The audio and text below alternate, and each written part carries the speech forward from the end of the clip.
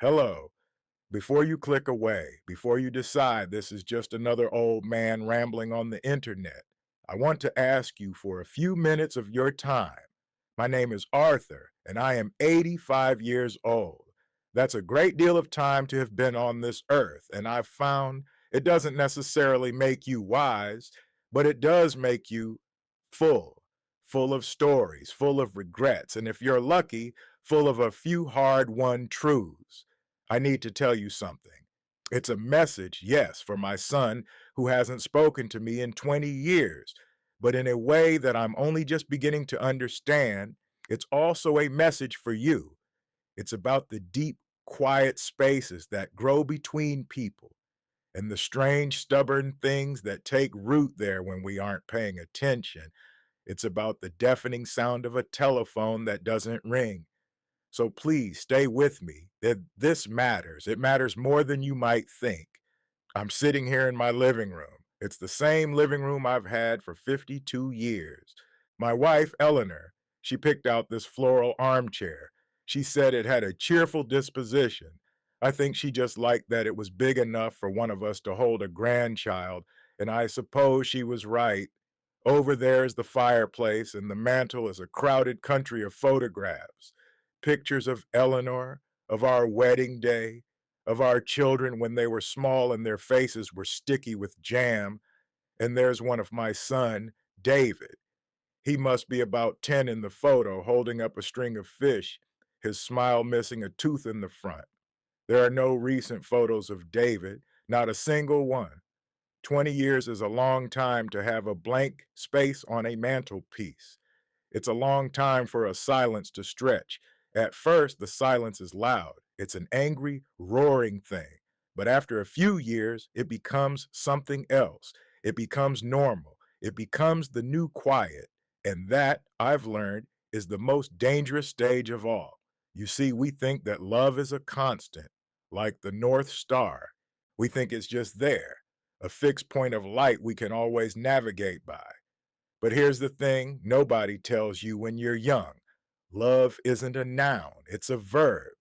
My Eleanor, she used to say that all the time. Love is something you do. It is a series of small repeated actions. It is the checking in, the listening, the forgiving, the showing up. And when you stop doing those things, the love doesn't vanish, not at first. It just starves. It withers on the vine. I remember one Saturday afternoon, it must have been in the late 80s. David was maybe 13 and he was obsessed with building a model of a Spitfire airplane. He'd saved his allowance for weeks to buy it. We sat at the kitchen table, the tiny plastic pieces spread out on newspaper. I can still smell the sharp chemical tang of the model glue. My hands were too big and clumsy for the fiddly bits, but David's fingers were nimble. He was so focused, his tongue sticking out of the corner of his mouth just a little. I wasn't doing much, really, just holding a piece steady now and then, reading the instructions that made no sense to me. We didn't talk much for 2 whole hours, but we were together. We were sharing the same small patch of air, focused on the same small important thing. Looking back now after all these years, I believe more of life's truth is held in a moment like that than in all the grand pronouncements and declarations we ever make. We weren't declaring our love, we were doing it. We were building it piece by fragile piece. The trouble with pride is that it feels like strength. It feels like a suit of armor, protecting your soft, vulnerable parts. But armor doesn't just keep things out, it keeps you in, it isolates you. The beginning of the end, the start of this long, cold winter, was an argument. It seems so trivial now, so monumentally stupid, but at the time, it felt like the most important principle in the world. David was 25. He'd met a girl, and he was in love. He wanted to quit his steady job, the one I'd helped him get, and move halfway across the country to follow her with no real plan. I saw it as a catastrophic mistake. I saw him throwing away his future for a flight of fancy. I saw my duty as a father to stop him, to make him see reason. So I told him. I didn't just tell him, I lectured him. I used my voice, my authority, my experience, all as weapons. I told him he was being a fool. I told him he would regret it. I used every tool I had, not to guide him, but to control him. And here's what I'll never forget. He just stood there and took it. He let me finish my whole tirade, and when I was done, breathless with my own righteousness, he looked at me with these clear, wounded eyes, and he said so quietly, "You just don't see me, do you? You see a version of me you want, but you don't see who I am." And the terrible, honest truth was that he was right. I saw my own fears. I saw my own ambitions for him. I did not see him. He left the next week. The first year, we had a few tense phone calls. The second, a handful of angry letters. And then, nothing. The silence began. I was too proud to call and say I was wrong. And he, I imagine, was too hurt to call a man who had so thoroughly dismissed his heart. And so, the years began to stack up, like old newspapers in a damp cellar. Now, I know what some of you might be thinking. Just pick up the phone, old man. Just apologize and get it over with. I hear you. I truly do. For a long time, I thought that was the answer. I'd rehearse it in my head. Son, I was wrong. It seems so simple, but 20 years of silence does something strange to a relationship. It builds a wall brick by brick. Each missed birthday, each holiday spent apart, each piece of news shared through a third party. It's another brick. After a while, the wall is so high you can't see over it, and you forget what the person on the other side even looks like. You begin to fear that if you knock, no one will answer, or worse, that the person who answers will be a stranger. I learned a small lesson about this once on a much smaller scale. My neighbor, Mr. Henderson, and I had a dispute over a maple tree whose roots were cracking my driveway. We were both stubborn old fools. We went from friendly waves to terse nods to finally just ignoring each other completely for the better part of a year. The silence across that fence was heavy. One day, Eleanor baked an apple pie. She cut a huge slice, put it on a plate, and handed it to me. She said, "Go over there, Arthur. Take this." I protested. I said he was the one who was wrong. She just looked at me and said, "Do you want to be right or do you want a neighbor?" So I walked over, plate in hand, feeling like the biggest idiot on the planet. I knocked on his door. He opened it and I just held out the pie and said, "Bill, I'm sorry I've been a stubborn old fool." He looked at the pie, then at me, and a slow smile spread across his face. He said, "Me too, Arthur, me too."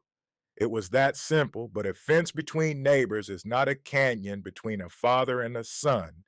The love is deeper, and so the wound it leaves is deeper too. Eleanor never gave up. In the first few years of the silence, she would call him. She'd send him packages with his favorite cookies. She never pressured him, never took sides. She just kept the line of connection open, a thin, fragile thread. She would tell me, "He just needs time, Arthur. Let him know you love him."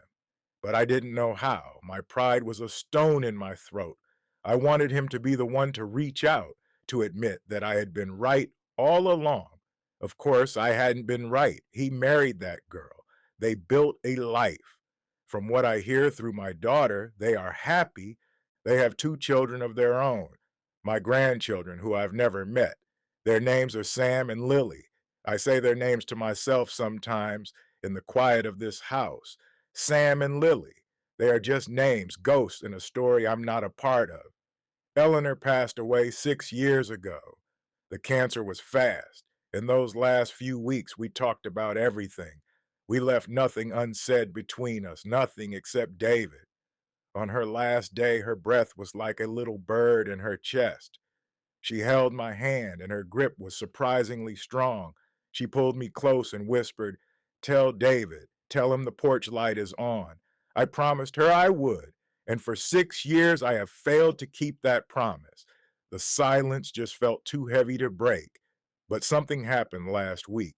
I was at the grocery store shuffling along with my cart, and I saw a young father with his son who couldn't have been more than 4 years old. The boy was holding a small box of cereal and he was explaining something about the cartoon tiger on the front with the utmost seriousness. The father was crouched down at his son's level listening. He wasn't looking at his phone, he wasn't rushing.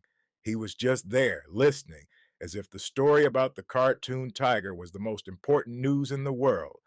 And it hit me like a physical blow. That was it. That was everything I had failed to do. I had never crouched down. I had always spoken from on high, from the great and mighty height of fatherhood. I never just listened. And so I came home to this quiet house and I knew it was time. I don't know if this video will ever find its way to him.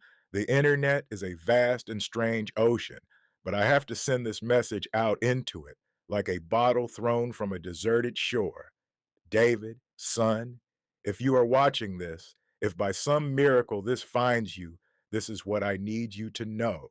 The argument, the one that started all this, it was never about the money or your job or the girl. It was about me. It was about my fear. I was so afraid of you failing, so terrified of you getting hurt, that I tried to wrap your life in cotton wool. And in my clumsy, desperate fear, I was the one who hurt you the most. I broke your heart because I was trying to protect my own from the pain of seeing you stumble. There is no excuse for that. It was my failure as a father and my failure as a man. I was wrong. Three simple words. It has taken me 20 years and a heart that's running out of time to finally say them and mean them. I am so deeply, profoundly sorry. Your mother, she never, ever gave up hope. Her last words to me were a message for you. She said, "Tell David the porch light is on. The light is still on, son. It has been on every single night for the last 6 years. Perhaps your story is not my story. Maybe you don't have a son or a father lost to the currents of a long silence. But I suspect we all have these quiet, broken places, don't we? A friendship that faded over a misunderstanding, a sibling you haven't truly spoken to in years, a space in our lives where someone used to be, now filled only by the shape of their absence. We tell ourselves stories to justify the silence. We tell ourselves we were the one who was wrong. We wait for an apology that may never come. But here's the truth I've learned in my 85 years. Waiting to be proven right is a fool's game. It's a game where the only prize is more loneliness. The truth is, the story we tell ourselves about why we are right is the very lock on the door, and we are holding the key. We think the grand gesture is what's needed, the perfect speech, the undeniable proof of our changed heart, but it's not. The real work is small. It's quiet. It is the decision to stop adding bricks to the wall. It's the willingness to be the one who feels like a fool, holding out a slice of apple pie.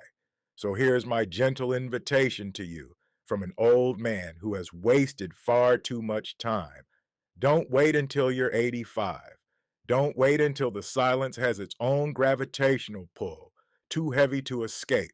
Think of that person, that quiet room in your heart, and just consider for a moment what it would take to turn on the light. You don't have to fix the whole broken thing at once. You don't need the perfect words. Maybe you just send an old photograph with no caption. Maybe you just send a text that says, "I was thinking of you." Maybe you just whisper to yourself, "I am willing to be wrong." You just have to be willing to create a small opening, a tiny crack for the light to get in. I don't know if my son will ever see this video. I don't know if he will ever call. And I'm learning at this very late stage in my life that the outcome cannot be my focus. I have to release that. The message is not for the result it might create. The message is the act. The sending of it is the verb. It's the love that Eleanor was always talking about. It's me finally, after all this time, doing the love. I've lived a long life. I saw the world before television was in every home, and now I'm speaking to you through a little screen that fits in your pocket. I've seen extraordinary things. But what I've learned, what I truly believe now, is that the most profound moments are the small ones, the shared silence at a kitchen table, the courage to say you're sorry to a neighbor, the simple act of crouching down to listen to a child. These are the hinges on which a life of meaning swings. I've decided, with whatever time I have left, to sit here in this armchair and share some of these stories. I don't have a map for life, but I have a few notes from the road I've traveled. If you would like to sit and listen with an old man for a while longer, if you feel there is value in our shared stories, perhaps you'll subscribe to this channel. I believe we need to listen to each other more, now more than ever. Thank you for listening to me today. Truly, in letting me speak to you, you have let me speak to him. You've given an old man a great gift. You've helped me turn on the light.